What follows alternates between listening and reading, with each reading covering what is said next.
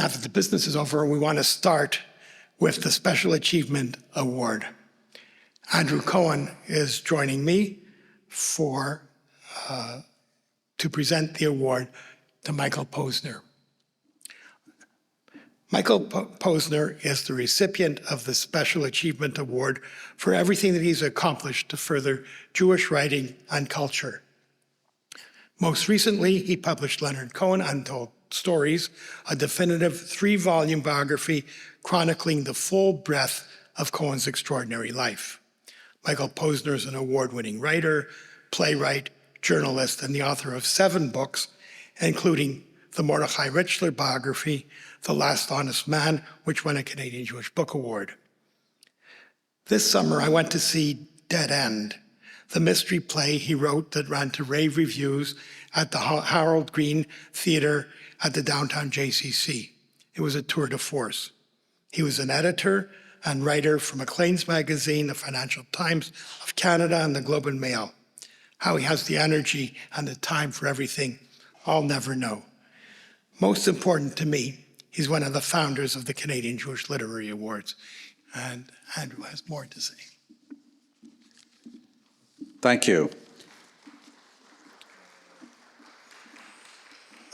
Leonard Cohen, Untold Stories is the culmination of a life contributing to Canadian Jewish culture, Michael Posner's contribution. And in 3 thick volumes of oral history, he explores and excavates and celebrates the lyrical life of Leonard Cohen.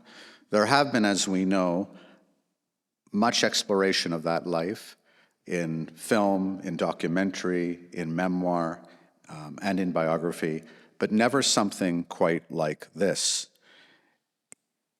Michael interviews hundreds in Cohen's orbit, from Montreal, London, Hydra, New York, Los Angeles, and the places in between. Relatives, friends, groupies, musicians, muses, managers, filmmakers, journalists, critics, spiritualists, classmates, bandmates, soulmates, and bedmates. Michael speaks to them all. Many had never spoken publicly before, and collectively offer a dazzling portrait of the tortured stylist, sensualist in that well-cut suit and black fedora, whose words and music resonate across the world some 6 years after his death. And in the popular search for Leonard Cohen, Untold Stories is a landmark. It's revealing, it's unsparing, it's funny, it's poignant, it's erudite. It's a study like no other. And it's a literary motherlode to biographers of the future who will be mining the work of Michael Posner, wondering how the light gets in. Michael?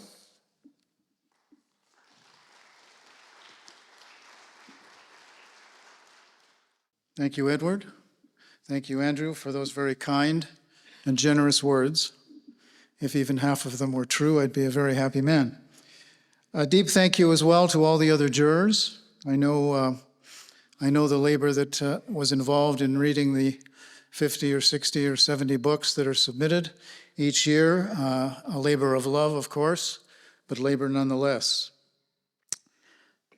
Thank you, too, to the Israel and Golda Kashitsky Center for Jewish Studies here at York for its extraordinary and unflagging commitment to Jewish learning, Jewish scholarship, and Jewish culture. Thank you to the other patrons. I know you have been very generous to this organization, and we are all very grateful and should be. And congratulations to this year's winners. It's no small achievement in this current environment to be published at all, and to be published and honored for it. Mazel tov, you've just won the lottery. Now, I had thought I might spend a minute or two recounting a little bit about the origins of my not-so-little Leonard Cohen project, how it began, how it evolved, and my particular fondness for oral history and oral biography as a way to more fully grapple with the nuances and complexities of human character and human memory.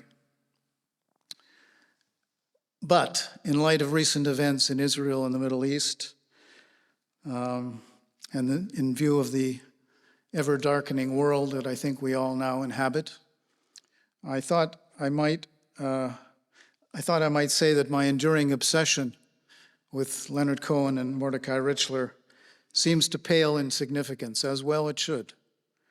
So what I'd like to do instead, with your indulgence, and I'll try not to wear out my welcome here, is talk a little bit about these awards, not my award, not Leonard Cohen particularly, but these awards and the importance of these awards.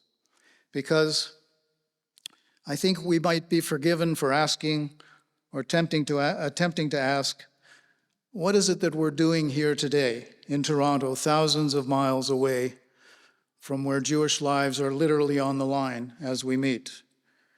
Does what we are doing, awarding prizes to writers and editors, lovely though it is, really matter very much? Does it matter to the Jewish people writ large? Or is this merely a self-congratulatory exercise, a kind of cultural solipsism? And I want to suggest to you very strongly that it isn't, that what we're doing here, small in scale though it is, with not much resonance really beyond these walls, matters a great deal. It matters because Jewish culture is an essential, inextricable component of our Jewish identity, as much, I would argue, as our holy books. If our identity is proud, free, fully realized Jews, secular or religious, is to survive, so I submit must our culture. And I don't care particularly how you define that culture. Today, of course, we are defining it by books, whether fiction or nonfiction, popular or scholarly. But you can define it by music or art or dance or art, architecture or language or film or all of the above. You can even define it by cuisine, if you like, by cabbage borscht and gefilte fish. Come to think of it, I could use some of that culture right about now. How important is Jewish culture? Well, let me remind you that it was culture and not religion that sustained the Israelites for centuries as slaves under the Egyptian pharaohs. It was culture that helped sustain the Jewish communities of Iberia under Islamic rule, also for centuries, and Jewish culture that helped preserve Jewish identity in Eastern Europe as more and more of our brethren abandoned traditional religious observance. And what was one of the first things that Hitler did when he came to power in 1933? He established something known as the Reich Culture Chamber, which oversaw film and music, theater, the media, literature, and the fine arts, and was designed to purge German culture of what they considered subversive, degenerate, decadent, foreign influences, by which they essentially meant Jewish culture. In Auschwitz, Treblinka, Bergen-Belsen, and other concentration camps, no expression of Jewish culture was possible. But in Theresienstadt, the Potemkin village Nazi way station to Auschwitz that they built in Slovakia, Jewish culture was allowed to flourish for a few years. There were concerts, there were plays, there were poetry readings and art exhibitions by the thousands. The ghetto library stocked 10,000 volumes. There were lectures almost daily on every conceivable topic. These were not only expressions of Jewish culture, they were acts of cultural defiance, courageous assertions of Jewish identity in the face of unspeakable horror and the ongoing nightmare of the Shoah. The paroxysm of barbarism exhibited by Hamas, and sadly, cheered on by pro-Palestinian demonstrators around the world, not only in Tehran, not only in Baghdad, but in New York and Los Angeles and Toronto, should be a wake-up call for Jews everywhere. The world's oldest, most pernicious virus, relatively dormant for some decades, has returned with a vengeance. Neither Mordecai Richler nor Leonard Cohen were particularly observant Jews, at least vis-a-vis ritual. But when the ugly face of French anti-Semitism reared its head in Quebec in the 1990s, Richler wielded his satiric pen to call it out. Cohen, for his part, studied Kabbalah and the Talmud, corresponded with learned rabbis, and was deeply versed in liturgy. Only weeks before he died in 2016, he exchanged emails with Judaic Studies professor James Diamond, a previous winner of one and possibly more of these awards. Diamond had heard Leonard's final album, You Want It Darker. And in the title song, You Want It Darker, Cohen had used the Hebrew word hineni, here I am, which most people thought represented Cohen's surrender to his imminent death. So Diamond, in writing to Leonard, and perhaps to give him some hope, noted that the word hineni also appears elsewhere in the Bible, notably by Moses. It's used by Moses at the burning bush episode. And you might have said that for Moses at that moment, it was the kind of start of a new career. And here's what Diamond told me. I'm reading now. Leonard replied in a long email, which just blew my mind, basically telling me, not in a bad way, but putting me straight, that he's accepted this being his imminent death. He can't even capture how happy he is.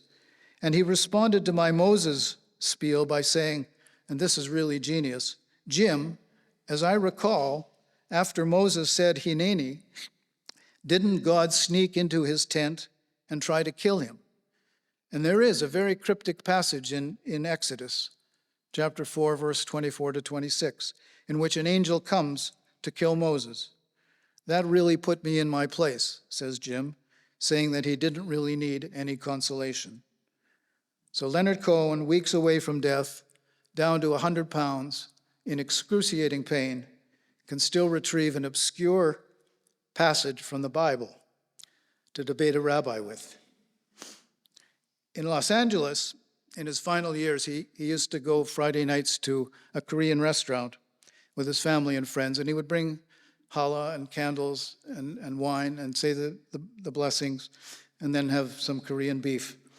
The restaurant's name was, ironically enough, Shabu Shabu, and Leonard, of course, renamed it Shabu Shabbos. Our stories, these books that we are celebrating here today, are microcosms of Jewish culture. And our culture is at the very core of our Jewish identity. So whether it's a book about Moshe Safdie, or a powerful Holocaust memoir, or a poignant children's story, or rabbinic thought in ancient Babylonia, or oral histories of a Canadian singer-songwriter and a Canadian novelist, it's all of a piece. It's all connected, and it all matters. These Jewish-themed books and films and songs that we labor over for years are many things. They're a form of genuine nourishment, of course, intellectual nourishment, emotional nourishment, spiritual nourishment even. They're a kind of armor, not a fortress, not impregnable, not a panacea for the curse of anti-Semitism, but protection nonetheless against the enduring enmity of the world. And they are candles, small flames that we light to affirm our Jewish values. They illuminate where we have been, they illuminate where we are, and hopefully, book by book, film by film, song by song, they will help light the way, the Jewish way, for our children, our grandchildren, and future generations to come. Thank you very much.